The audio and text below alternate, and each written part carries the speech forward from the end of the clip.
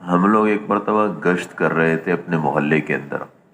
ایک دروازہ کٹکھٹایا نا تو ایک بچہ نکلا. ہم نے کہا ابو گھر میں ہے؟ انہوں نے کہا جی ہے. ہم نے کہا کیا کر رہے ہیں؟ کہنے کہ بریانی پکا رہے ہیں. تو ہم نے کہا اچھا ابو سے کہو کہ بھائی باہر آ جائے، جماعت والے آئے ہیں نا.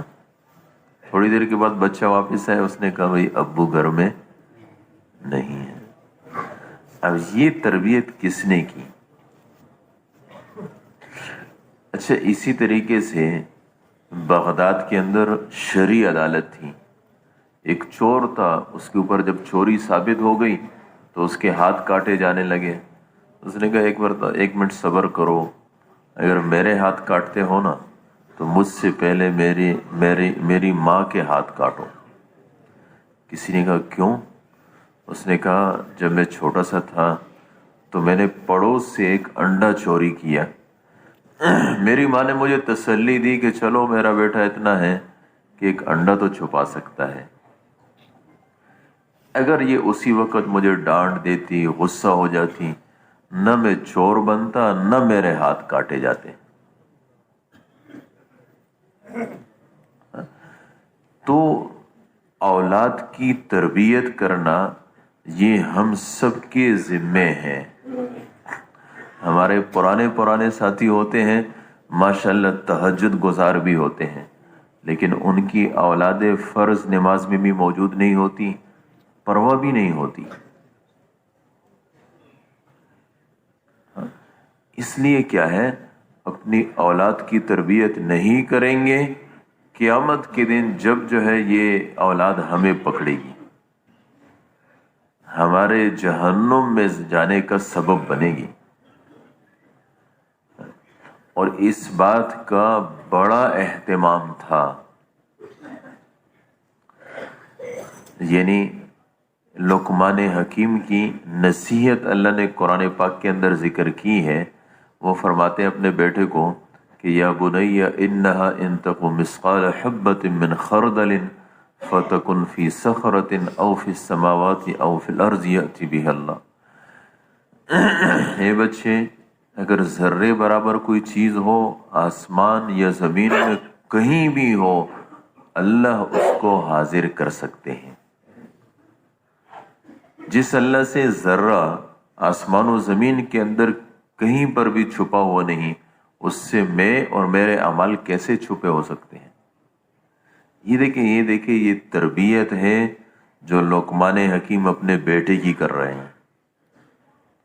حضور صلی اللہ علیہ وسلم عبداللہ ابن عباس رضی اللہ عنہ کو اپنے پیچھے بٹھایا اور اس کے بعد فرمایا کہ یا غلام انی اعلمک بکلمات، اے بچے کچھ باتیں تو میں سکھاتا ہوں، ذہن نشین کر لو.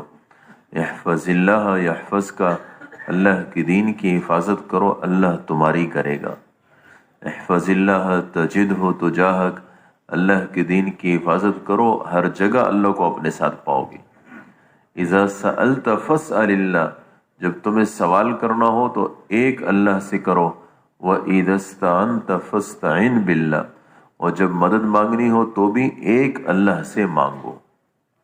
اور اس بات کو اچھی طریقے سے ذہن میں بٹھا لو کہ ساری امت مل کر نہ تمہیں فائدہ دے سکتی ہے نہ نقصان دے سکتی ہے. یہ حضور صلی اللہ علیہ وسلم اپنے بھتیجے کی تربیت فرما رہے ہیں. اچھا، اور سہل تستری رحمۃ اللہ علیہ، یہ بہت بڑے بزرگ گزرے ہیں. یہ کہتے ہیں کہ میری عمر 3 سال تھی اور میں اپنے ماموں کے ساتھ سویا کرتا تھا. تو ماموں رات کو تہجد میں اٹھتے تھے، میں ان کو دیکھتا تھا، ہے نا. جب باپ تہجد میں اٹھے گا تو بیٹھا دیکھے گا وہ بھی تہجد گزار بنے گا، اور اگر باپ ہی جو ہے نا اس کی فجر کی نماز میں نہ ہو تو اولاد کا کیا حال ہوگا. بچے تو ماں باپ سے سیکھا کرتے ہیں، جیسے ماں باپ ویسے اس کی اولاد. اس لیے اپنی اولاد کی تربیت بھی کرنی ہے اور ان کے سامنے کوئی ایسی حرکت بھی نہیں کرنی ہے جو ان کی دینی انحطاط کا سبب بنے۔ اب یہ کہہ رہے ہیں کہ بھئی میں 3 سال کا اور میرا ماموں جو ہے تہجد کی نماز پڑھتا تھا، میں اسے دیکھا کرتا تھا۔ تو ایک دن مجھے ماموں نے کہا کہ بیٹے دیکھو 3 باتیں ذہن نشین کرو اور روزانہ 3 مرتبہ اس کو دہراؤ۔ اللہ معی، اللہ میرے ساتھ ہے، اللہ ناظر الیہ، اللہ مجھے دیکھ رہے ہیں، اور اللہ شاہدی، اللہ میرے اوپر حاضر ناظر ہیں۔ کہنے لگے کچھ عرصے کے بعد کہنے لگے پڑھتے ہو؟ میں نے کہا جی پڑھتا ہوں۔ کہنے لگا 3 کے بجائے 5 مرتبہ پڑھو، پھر 5 کے بعد 7، 7 کے بعد 9۔ کہنے لگے پھر ایک دن مجھے بٹھایا، مجھے کہنے لگے بتاؤ وہ ذات جو میرے ساتھ بھی ہو، مجھے دیکھ بھی رہی ہو اور میرا کوئی عمل اس سے چھپا ہوا بھی نہ ہو، اس اللہ کی نافرمانی کرنی چاہیے کہ نہیں کرنی چاہیے؟ کہتے میں نے کہا نہیں کرنی چاہیے۔ اور آگے کیا کہا کہ یہ بات میرے دل میں بیٹھ گئی۔ عمر کتنی تھی؟ 3 سال کی، اور اس کے ماموں اس کی تربیت کس کی کر رہے ہیں؟ ہاں، ایمان اور یقین کی کر رہے ہیں۔ آج ہم خود سوچیں ہم نے اپنے اولاد کی کیا تربیت کی، ان کو کیا سکھایا؟ جس چیز کا تذکرہ ہمارے گھروں کے اندر ہوتا ہے اسی کی طرف اولاد دوڑتی ہے۔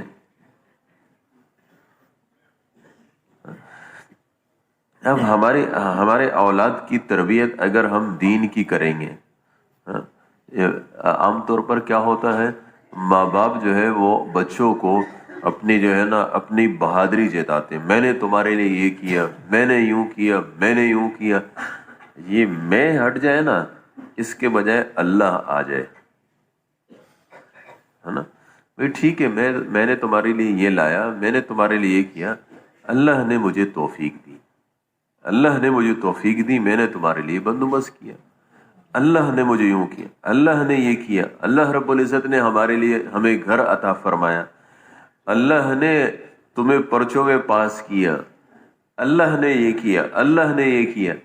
اگر اس طریقے سے اپنی اولاد کی تربیت کریں گے، آگے اس کی زندگی جو ہوگی نا وہ بھی اللہ اللہ ہی کی میں گزرے گی۔ پھر یہ جو اولاد ہے یہ ہمارے لیے آخرت میں، دیکھیں فضائل صدقات کے اندر لکھا ہے کہ ایک آدمی تھا، اس نے خواب دیکھا کہ بھئی کچھ لوگ ہیں جو کچھ چن رہے ہیں، اور ایک آدمی ہے جو ایک طرف بیٹھا ہوا ہے۔ یہ جو ایک طرف بیٹھا ہوا ہے نا، اس نے اس سے پوچھا کہ بھئی یہ لوگ کیا کر رہے ہیں خواب ہی کے اندر؟ اس نے کہا یہ جو ہے وہ سارے قبرستان کے مردے ہیں، اور یہ سب جو ہے نا کوئی آدمی گزرا ہے، اس نے کچھ صورتیں پڑھی ہیں، اس کا ثواب قبرستان والوں کو بخشا، یہ سب اٹھا رہے ہیں، اس کو چن رہے ہیں۔ اس نے کہا تم کیوں ایک طرف بیٹھے ہو؟ اس نے کہا میرا والد جو ہے وہ میرا بیٹا جو ہے وہ حافظ قرآن ہے، اور روزانہ ایک قرآن پاک ختم کرتا ہے اور مجھے اس کا ثواب بخشتا ہے، تو مجھے وہ زیادہ زیادہ مل جاتا ہے، تھوڑے تھوڑے کی ضرورت نہیں رہتی۔ تو انہوں نے کہا کہ خواب ہی میں کہ بھی تمہارا بیٹا کرتا کیا ہے؟ اس نے کہا میرا بیٹا فلاں جو مارکیٹ ہے اس میں اس کی مٹھائی کی دکان ہے۔ اب یہ اٹھا نا، صبح اسی مارکیٹ میں گیا، اور اس مارکیٹ کے اندر سے دیکھا ایک نوجوان ہے جو لوگوں کو سودا بھی دے رہا ہے، اس کے ساتھ ساتھ اس کے ہونٹ حرکت کر رہے ہیں۔ تو یہ سمجھ گیا کہ بھئی یہ قرآن پاک کی تلاوت کر رہا ہے۔ پھر کچھ عرصہ گزرا، پھر اس نے خواب دیکھا، پھر اسی طریقے سے دیکھا کہ لوگ کیا کر رہے ہیں، کچھ چن رہے ہیں، اور وہ جو ایک طرف بیٹھا ہوا تھا نا وہ بھی اندر لگا، وہ بھی چن رہا ہے۔ اس نے پھر اسی سے پوچھا کہ یہ پھر کیا ہو رہا ہے؟ اس نے کہا پھر ایک آدمی گزرا ہے اور پھر اس نے کچھ ثواب بخشا ہے قبرستان والوں کو، یہ سب چن رہے ہیں، میں بھی چن رہا ہوں۔ اس نے کہا جب اس سے پہلے میں نے خواب دیکھا تھا تو تم ایک طرف تھے، آج تو تم بھی لگے ہوئے ہو۔ تو اس نے کہا میرے بیٹے کا انتقال ہو گیا۔ تو میرے کہنے کا مطلب یہ ہے کہ اگر ہم نے اپنی اولاد کی تربیت صحیح کی तो यही औलाद हमारे लिए क़यामत के दिन निजात का सबब बनेगी। अब ये जो औलाद की तरबियत है, ये जिम्मेदारी है माँ बाप की। माँ बाप मिलकर औलाद की तरबियत करते हैं। अगर हमारे माँ बाप का जज्बा दीन का होगा तो उनकी बातें भी दीन की होगी, फिर उसके बाद उनकी औलाद का जहन भी दीन का बनेगा। आगे वो जो कुछ करेंगे वो दीन ही और दीन की मेहनत के लिए करेंगे। ये माँ बाप दुनिया में मौजूद हुए या मर गए, दोनों हालतों में इनको औलाद की जितने नेक अमाल है उसका भी अजर मिलेगा। और अगर हमने ऐसा नहीं किया तो फिर फज़ाइल अमाल के अंदर लिखा है ना कि भाई 2-4 पैसे के लालच में अगर हमने औलाद की तरबियत सही नहीं की तो फिर क्या होगा, फिर वो जो औलाद की जो है ना वो उल्टी हरकतें, उनकी जो है गुनाह, उसका असर भी हमें पहुंचेगा। अब ये हमारे औलाद की तरबियत सही हो, इसके लिए एक बात तो ये है, हमारी अपनी तरबियत भी जरूरी है, हमारी बीवी की तरबियत भी जरूरी है। इसके लिए हमारे हजरात ने एक तो ये कहा है कि भाई हर घर के अंदर तालीम का हल्का लगे। अब अगर घर के अंदर तालीम का हल्का लगेगा ना, और जो है वो इस घर के, वो ये फरमाते हैं कि भाई ऐसा नहीं है कि बहुत बड़ा घर है, 4-5 भाई इकट्ठे रह रहे हैं तो सबको जमा करने की जरूरत नहीं है। हर भाई अपने कमरे के अंदर अपने बीवी अपने बच्चों को लेके तालीम का हल्का लगाए। अब तालीम का हल्का लगा, 15-20 मिनट किताब पढ़ी जाए और वक्तन फवक्तन 6 नंबर का मुज़ाकरा किया जाए, ताकि घर के तमाम अफराद को 6 नंबर याद हो, बच्चों को भी याद हो, बीवी को भी याद हो, बाप को भी याद हो। किताब ये जरूरी नहीं है कि हम ही रोजाना किताब पढ़े, आपकी बीवी पढ़ सकती है, उससे भी वो भी तालीम करा सकती है। अगर बच्चे हैं उनमें कोई किताब पढ़ने वाला है वो भी तालीम करा सकते हैं। लेकिन क्या है भाई, जो है वो तालीम का हल्का जरूर घर के अंदर लगे। देखिए, आपसे मौलवी साहब ने जो है ना वो मगरिब के बाद एक हदीस बयान की कि भाई जब एक आदमी घर में दाखिल हो और उसके बाद घर में दाखिल होने की दुआ भी पढ़ ले, और उसके अलावा जो है वो जब खाने के लिए बैठे तो खाने की दुआ भी पढ़ ले, तो इससे सरकश शयातीन निकल जाते हैं। इस घर से सरकश शयातीन निकल जाते हैं कि इस घर के अंदर ना तो हमारे लिए खाना रहा इसलिए कि इन्होंने खाने पर बिस्मिल्लाह पढ़ी, ना हमारे लिए यहाँ ठहरने की, रात गुजारने की सूरत बनी इसलिए कि घर में दाखिल होते हुए इन्होंने दुआ पढ़ ली। अब शयातीन निकल जाते हैं, इस घर में चैन सुकून राहत। और अगर ऐसे ना हो और ये जिन्नात हो तो इनके अंदर, इनको अल्लाह ने ऐसी सलाहियत दी है कि इंसान के जिस्म में खून की तरह दौड़ते हैं। तो उसके बाद क्या होता है, अंदर जाते हैं ना, फिर अल्लज़ी युवस्विसु फी सुदूरिन नास। तो उसके बाद क्या होता है, ये जो जिन्नात है ना, इनके अंदर तो शर ही शर का मादा है। ये क्या करते हैं, दिलों में वसवसे डालते हैं और बीवी, खावन, भाई आपस में इख्तिलाफात पैदा करते हैं।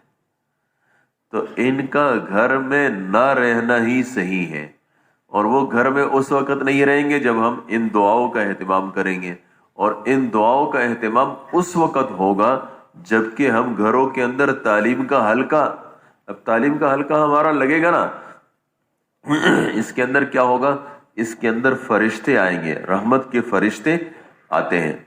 अब जब रहमत के फरिश्ते जहां आ जाए वहां जिन्नात नहीं रह सकते। समझ में आई कि नहीं? देखें, बदर के अंदर जे इबलीस अपने सारे लश्करों समेत और कुफार के साथ था, और उन्होंने कहा भाई मैं तुम्हारे साथ हूं, परवाह मत करो। लेकिन उसके बाद जब देखा कि वहां सहाबा पर फरिश्ते उतरने लगे, तो उन्होंने कहा इन्नी अरा माला तरौन, जो मैं देख रहा हूं वो तुम नहीं देख रहे। और उसके बाद जो है ना वहां से भाग पड़ा। तो अगर रहमत के फरिश्ते, हम अपने घरों के अंदर तालीम के हल्के लगाएंगे और फिर उसके बाद जो अमाल है उसका एहतमाम करेंगे, हमारे घरों के अंदर रहमत के फरिश्ते आएंगे, हमारे घरों के अंदर ये जिन्नात, सरकश शयातीन ये नहीं रहेंगे, اس کا فائدہ ہوگا کہ ہمارے گھر کے اندر چین، سکون، راحت، یہ چیزیں آئے گی۔ پھر جب فرشتے آئیں گے، فرشتوں کے ماحول کے اثرات ہوتے ہیں، وہ ہمارے اولاد پر پڑیں گے، ہماری اولاد کی تربیت بھی صحیح ہوگی۔ ٹھیک ہے نا؟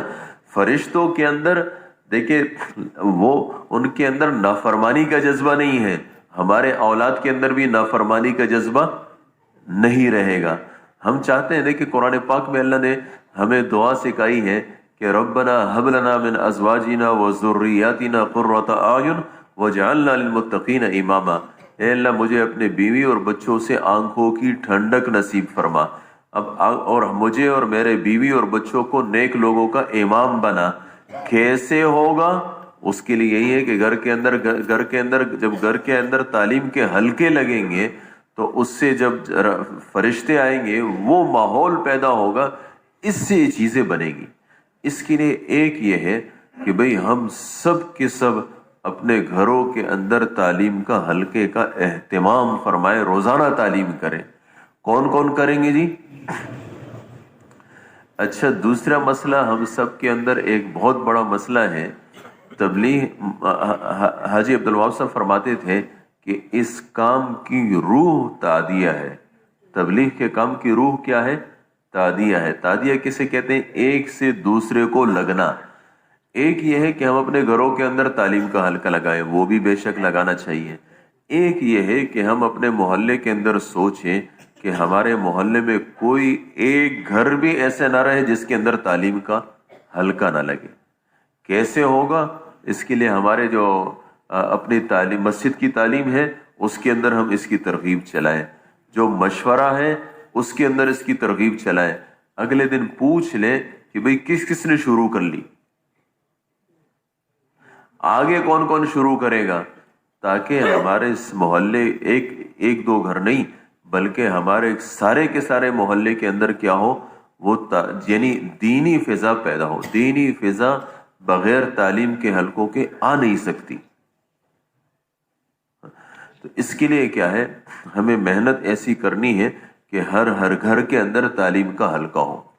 پھر دوسری بات یہ ہے کہ یہ جو وہ مرد کے بارے میں تو ویسے بھی جو عورت ہے نا، عورت وہ بھی مرد سے، اپنے خاوند سے جو ہے نا وہ نہیں لیتی ہے، بلکہ جو ہے نا وہ بھی الجنس یمیل الی جنس ہی، جنس سے اثر لیتا ہے، عورت بھی عورت سے اثر لیتی ہے۔ وہ ایک واقعہ ہے کہ لگا ایک آدمی تھا نا، اس کی جو شوہر تھا بزرگ تھا بڑا، لیکن بیوی اس کی بزرگوں کو نہیں مانتی تھی۔ تو یہ ایک دن ایسے ہوا کہ ہوا میں اڑا نا، اوپر اڑا اور اپنے گھر کے اوپر اڑتا رہا نا، تو اس کے بعد جو ہے نا وہ آ گیا اور واپس گھر میں آیا تو اس کی بیوی نے کہا تو بھی کوئی بزرگ ہے، آج میں نے بزرگ دیکھا ہے ہوا میں اڑ رہا تھا۔ اب تو یہ بڑا خوش ہوا، اس نے کہا چلو مسئلہ حل ہو گیا۔ اس نے کہا تم نے دیکھا تھا؟ اس نے کہا دیکھا تھا نا، کہ وہ تو میں ہی تھا نا۔ اچھا، اسی وجہ سے ٹیڑے اڑ رہے تھے۔ سمجھ میں ہے کہ نہیں ہے؟ تو عورت جو ہے نا کیا ہے، وہ عورت سے اثر لیتی ہے، ہمارے تقریروں سے اثر نہیں لیتی ہے۔ اس کے لیے کیا ہے، ہمیں اپنے گھروں کے ایک تو گھروں کے اندر تعلیم کا حلقہ، اور دوسرا یہ ہے کہ ہم مستورات کی جماعت میں نکلیں۔ ہم لوگ مستورات کی جماعت میں نکلے، علی پور تشکیل ہوئی، ایک عورت تھی، ڈاکٹر تھی، تو وہ جب اس کو پتہ چلا مستورات کی جماعت آئی ہے نا، پورے بن ٹھن کے میک اپ کے ساتھ اور سارے زیورات پہن کے جو ہے نا وہ آئی۔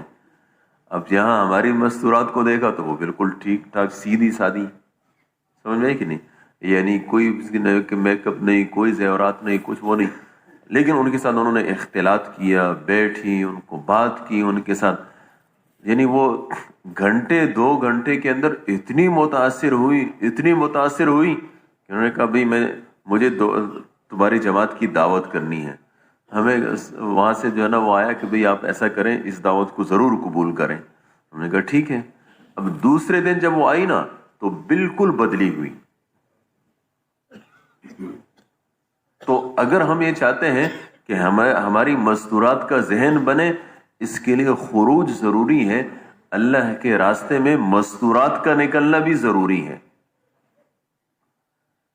اور پھر جتنا جتنا اس کے اوقات مستورات کے بڑھتے رہیں گے نا، میں اپنی بات سناؤں بھئی، ہم نے علم بھی کیا ہے، سمجھ میں عالم بھی بنے، مفتی بھی بنے، حفظ بھی کیا، سب کچھ کیا، لیکن بچوں کا ایسے ہی حال تھا۔ اب اس کے بعد کیا ہوا کہ گئے 15 دن لگائے مستورات کے اندر، جب واپس آئے نا گھر کے اندر، تو جب میں شام کو میں نے دیکھا تو میرے جتنے بچے تھے نا، وہ جب سو رہے تھے تو ہر بچے کے جو وہ تکیہ ہے نا، تو اس کے ساتھ جو ہے تسبیح پڑی ہوئی تھی۔